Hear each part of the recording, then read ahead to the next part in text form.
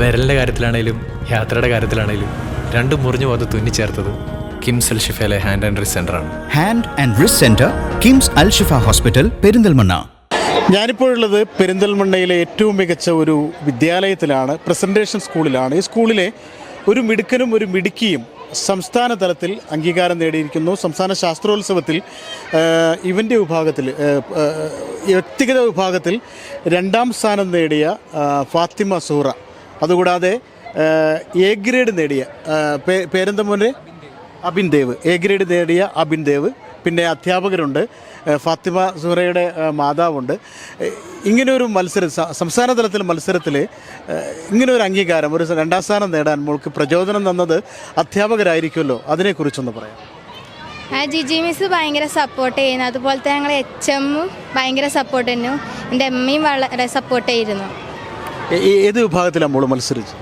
Product using rexine canvas. ഇതിൽ മത്സരിച്ചപ്പോൾ നല്ല, മറ്റുള്ളവരൊക്കെ മത്സരത്തിൽ നല്ല മത്സരമായിരുന്നിരിക്കും, അതിൽ മോൾക്ക് 2ാം സ്ഥാനം കിട്ടുമെന്ന് പ്രതീക്ഷിച്ചിരുന്നു? അതൊരു അങ്ങനെ ചോദിച്ചാൽ ഒരു 50-50 ആയിരുന്നുണ്ട്. നമുക്ക് കിട്ടണേ നമ്മളെ ഭാഗ്യന്മാരും പിന്നെ നമ്മളെ എല്ലാവർക്കും നമ്മളോടില്ല എല്ലാവരും പ്രാർത്ഥനമാരായിരുന്നു.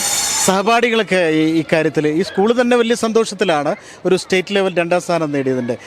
ഓക്കെ, അതുപോലെ തന്നെ എ ഗ്രേഡ് നേടിയ അബിൻ രാജ് അല്ലേ, അബിൻ ദേവ് അല്ലേ, അബിൻ ദേവ് ഇങ്ങനെ ഒരു സംസ്ഥാന തലത്തിൽ മത്സരിച്ച് എ ഗ്രേഡ് നേടിയപ്പോൾ എന്ത് തോന്നുന്നു? എന്തായാലും അധ്യാപകരുടെയൊക്കെ വലിയ പിന്തുണ ഉണ്ടാവുമല്ലോ, എന്ത് തോന്നുന്നു അബിൻ ദേവ്? സന്തോഷം തോന്നുന്നു. ഇതിനൊക്കെ പ്രചോദനമായത് ആരായിരിക്കും? മിസ്സെല്ലാം സപ്പോർട്ടായിരുന്നു, പാരൻസ് സപ്പോർട്ടായിരുന്നു, ടീച്ചേഴ്സ്, സിസ്റ്റർ എല്ലാം നല്ല സപ്പോർട്ടായിരുന്നു. ഏത് വിഭാഗത്തിലാണ് മത്സരം? കൊയർ മാറ്റ്. ഏതായാലും ഈ സ്കൂളിലെ ഹെഡ് മിസ്ട്രസ് നമ്മോടൊപ്പം ചേരുകയാണ്. സിസ്റ്ററിൻ്റെ പേരെന്താണ്?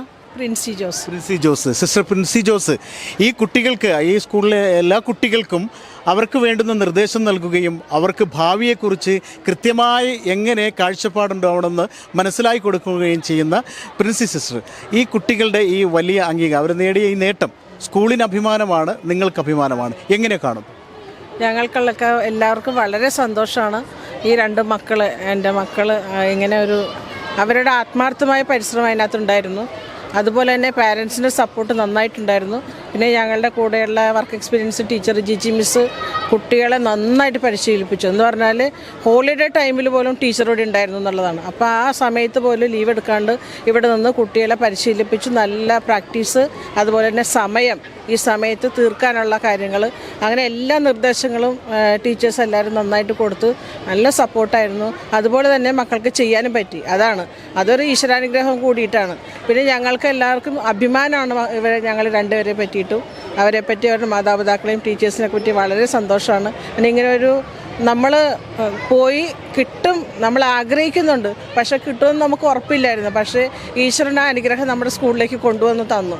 അത് ഞങ്ങളുടെ സ്കൂളിൻ്റെ ശരിക്കും ഇത് 50 വർഷമാണ് ആകുന്നത്, ഗോൾഡൻ ജൂബിലി ഇയറാണ്. ആ വർഷം തന്നെ ഇങ്ങനെ ഒരു അനുഗ്രഹം ഞങ്ങൾക്ക് കിട്ടി. പിന്നെ ഇതിന് മാത്രമല്ല, പഠനത്തിൽ നല്ല മികവ് പുലർത്തുന്ന കുട്ടികളാണ്. സുഹറ കാർട്ടൂണിലൊക്കെ നന്നായിട്ട് എപ്പോഴും സമ്മാനം കിട്ടുന്നതാണ് സുഹറയ്ക്ക്. അതുപോലെ ഒത്തിരി കഴിവുകളുള്ള മക്കളാണ് ഇവിടെ.